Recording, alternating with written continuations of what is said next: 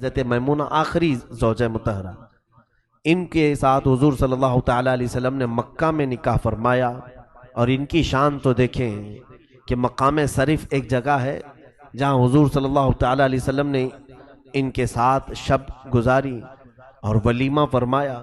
حضرت میمونہ حضور کے ساتھ واپس آئیں، مدینہ آئیں، پھر حضور کے وفات کے بعد کوئی بھی حضور کی زوجہ مدینہ چھوڑ کر نہیں گئی، ساری ازواج مطہرات جنت البقیع میں دفن ہیں، ساری ازواج، صرف حضرت میمونہ ہیں وہ مدینہ چھوڑ کر پھر مکہ آئی۔ ان سے پوچھا گیا کیوں آئی؟ وہ کہتی ہیں کہ مجھے سب سے زیادہ زندگی میں اگر کوئی چیز عزیز ہے تو وہ گھر جس میں حضور نے پہلی رات میرے ساتھ گزاری، جس گھر میں میرے ساتھ حضور نے نکاح فرمایا وہ گھر مجھے بہت عزیز ہے۔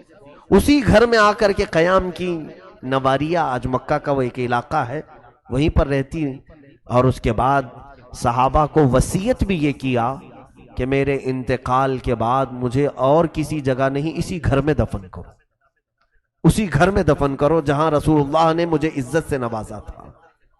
یہ خواتین حضور صلی اللہ تعالیٰ علیہ وسلم کے مقام و مرتبے سے واقف تھیں کہ حضور نے ان کے ساتھ کیا معاملات فرمائے۔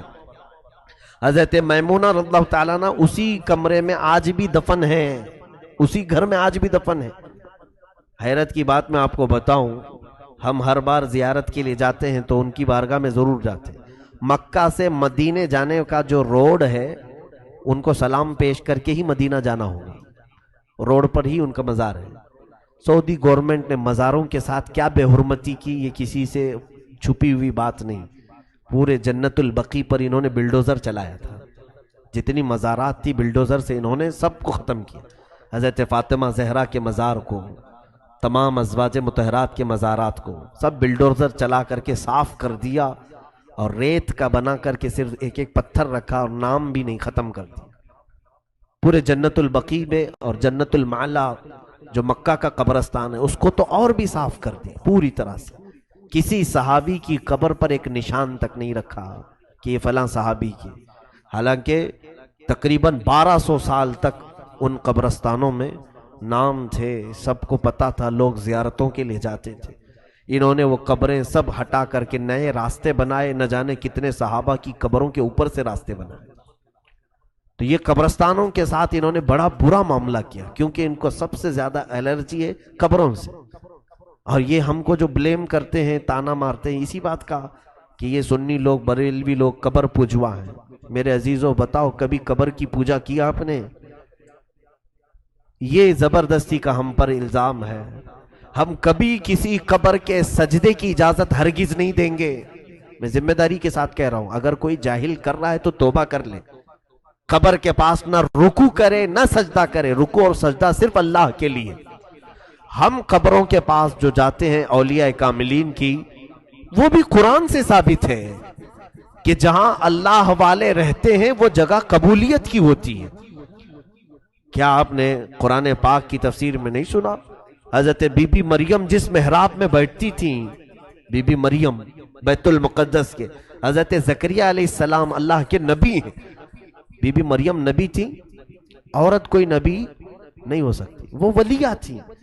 حضرت بی بی مریم جس محراب میں بیٹھتی تھی، اس محراب کے پاس آ کر حضرت زکریا علیہ السلام دعا کرتے ہیں، اور قرآن کی آیت ہے ہنالک دعا زکریا ربہ، اسی جگہ پر کھڑے ہو کر زکریا علیہ السلام نے اپنے رب سے دعا مانگی۔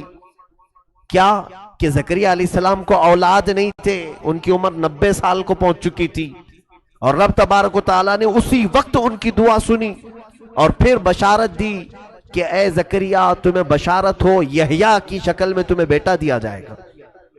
اور حضرت یحییٰ علیہ السلام پیدا ہوئے، نبی کو نبی ملے، لیکن دعا انہوں نے کہاں کھڑے ہو کر کے کی؟ محراب مریم کے پاس۔ قرآن یہ بتا رہا ہے وہ خود نبی تھے، ایک ولیہ کے سامنے کھڑے ہو کر دعا کرنے کی کیا ہے؟ لیکن یہ ہے کہ اللہ کے پاکیزہ بندے، میں یہ نہیں کہتا کہ نبی ولی کے محتاج ہیں، نہیں، نہ ہی نبی کا مقام ولی سے کم ہے، لیکن ہمیں قرآن نے ایک مزاج دیا ہے، اللہ کے محبوب بندے جہاں ہوتے ہیں وہاں دعائیں قبول ہوتی۔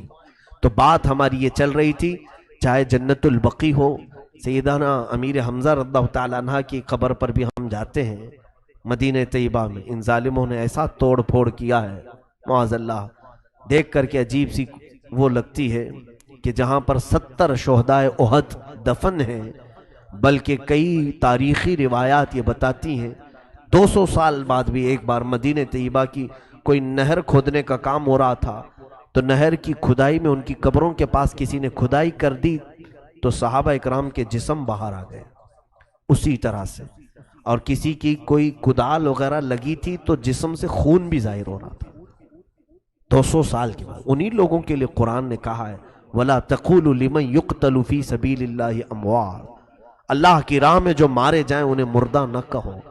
لیکن انہوں نے قبروں کو جو مسمار کیا ہے، ختم کیا ہے، ان کا کہنا یہ ہے کہ یہاں پوجا ہوتی تھی، شرک ہوتا تھا، اس لیے ہم نے ختم کر دیا۔ بلکہ میرے عزیزو 1970 کی دہائی میں آپ تاریخ نکال کر کے پڑھ لینا، وہابی گورنمنٹ نے یہ تک طے کر لیا تھا کہ اس ہرے گنبد کو بھی ہم اڑا دیں گے۔ ان کے ایک مولوی نے یہ بھی تک کتاب میں لکھا کہ یہاں مدینے میں سب سے بڑا بت اگر کوئی چیز ہے تو وہ ہرا گنبد ہے۔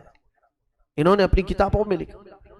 جوش تعصب سے، دشمنی اور عناد سے، نفرت سے، یہ صرف اہل سنت و جماعت نہیں میرے عزیزو، اگر آپ یہ سمجھتے ہیں کہ ہم اس جماعت میں آ کر کے قبروں کی زیارت کے لیے جا رہے ہیں، گنبد خضرا کو اپنی آنکھوں کی ٹھنڈک سمجھتے ہیں، ایسا نہیں ہے۔ صدیوں سے بزرگوں کا یہی طریقہ رہا۔ کیا وہ سب کافر و مشرک تھے؟ تو بہرحال قبروں کے ساتھ جو انہوں نے برا برتاؤ کیا، وہ برتاؤ کچھ جگہ ان کا کام نہیں آیا۔ کیوں جانتے ہیں آپ؟ سیدہ بی بی میمونہ رضی اللہ تعالیٰ عنہا کا مزار جہاں ہے، ان کے پلان میں یہ پاس ہوا ہے کہ مکہ سے مدینہ جانے والا جو روڈ ہے اس کو بہت چوڑا کیا جائے، اتنا چوڑا کہ اس طرف 8 گاڑیاں جاتی ہیں، اس طرف 8 گاڑیاں آتی ہیں، تقریباً 8 لائن کی یہ شاہراہ ان کو بنانا ہے۔ تو اس چوڑائی میں حضرت بی بی میمونہ کا مزار تو روڈ پہ آ جا رہا ہے، اور انہوں نے اس روڈ کے چوڑائی کے لیے اس مزار کو ختم کرنے کی کوششیں کی، ناپاک کوششیں۔ اور آج بھی مکہ والے خود اس بات کے گواہ ہیں، جب جب وہاں قریب توڑنے اڑنے کے لیے گئے، کئی لوگ ایسے برے حادثوں کے شکار ہو گئے کہ آج تک وہ مرنے کے لیے تڑپ رہے۔ ایک تو متوا تھا جو شرک و بدعت کرنے کے لیے وہاں کھڑا رہتا تھا، مولوی شروع میں، آج تو اس کا ڈبہ رہ گیا، وہ ہے ہی نہیں وہاں پہ کہ یہاں مت آؤ، یہاں مت آؤ۔ ہم نے سنا کئی دنوں کے بعد کہاں چلا گیا وہ جو شرک و بدعت کہتا تھا، کہا پتہ نہیں اچانک اس کی آنکھوں میں اجلا پن آ گیا، چلا ہی گیا، پوری آنکھیں اجلی ہو گئی ہیں۔ ایسے کئی معاملات ہونے کے بعد وہاں کے بڑے لوگوں نے انہیں مشورہ دیا کہ بی بی میمونہ کے قبر کو اور ان کی دیواروں کو مت توڑو، روڈ ادھر سے ادھر سے نکال لو۔ آج بھی جانا تو میری اس بات کی تحقیق کر لینا، روڈ اوپر سے دیکھو گے تو پورا روڈ بن چکا ہے، لیکن ان کی قبر پاک کے پاس کا روڈ نہیں بنا سکے، نہ ہی وہاں برج بنائے، بلکہ 4 دیواریاں بڑی ہیں، بیچ میں ان کی قبر ہے۔ اسی طرح سے وہ ہندوستان نہیں ہے میرے عزیزوں کہ ادھر سے ادھر اٹھا دیں گے، بلکہ ان کی یہاں بادشاہت چلتی ہے، رات کو فیصلہ ہوا صبح ختم کر دیں گے۔ 40 منزلہ بلڈنگ ہے، وہ ایک رات میں اٹھا دیتے ہیں۔ تو ایک 4 دیواری ختم کرنا ان کے لیے بڑی بات نہیں، لیکن نہیں کر سکے۔